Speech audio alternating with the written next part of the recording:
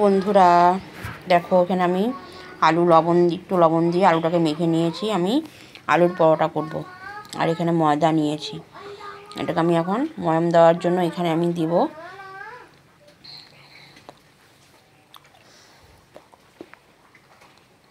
পরিমাণ মতো লবণ।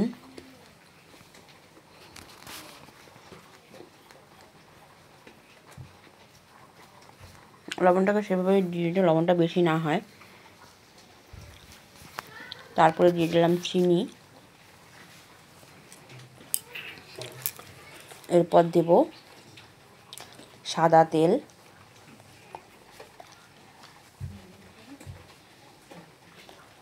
এটাকে আমি এখন ভালো করে ময়াম দেব।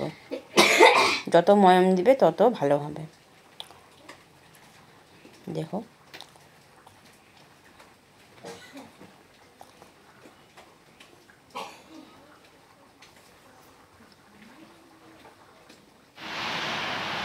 ময়াম দেওয়া হয়ে গেছে। এখন আমি এর মধ্যে আলু মাখাটা যে মেখে রেখেছিলাম, ওই আলুটা আমি এখানে দিয়ে আলুটাকে ভালো করে মেখে নিই। ময়দাটাকে দিয়ে আলুটা ভালো করে মেখে নিয়ে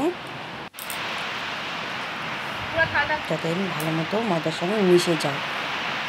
এখন আমি দিয়ে দেবো 1 কাপ মতো দুধ নিয়েছি।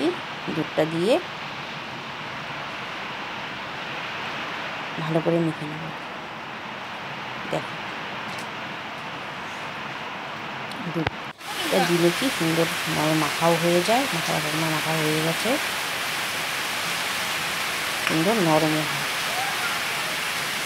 খেতেও ভালো লাগে। মাখা রেডি।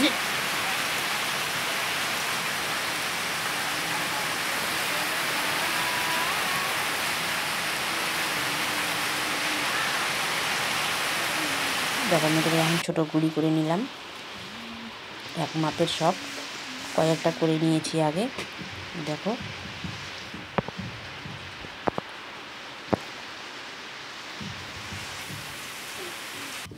আমি তেল দিয়ে এটাকে এখন বেড়ে নেব।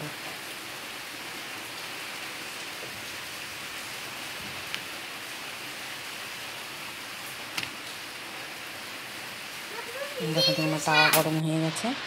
এখানে আমি একটু সাদা তেল দিয়ে দিলাম। দিয়ে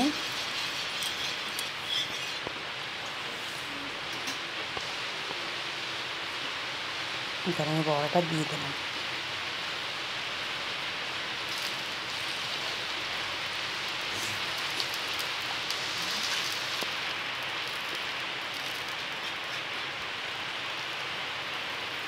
এইভাবে তৈরি করলে খেতেও ভালো লাগবে।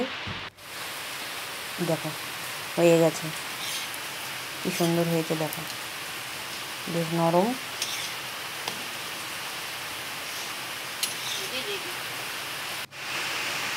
দেখো কি সুন্দর ফুলে উঠেছে।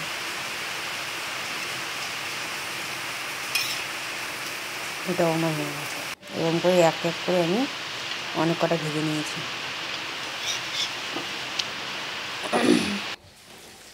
দেখো আমাদের রেডি আলুর পরোটা।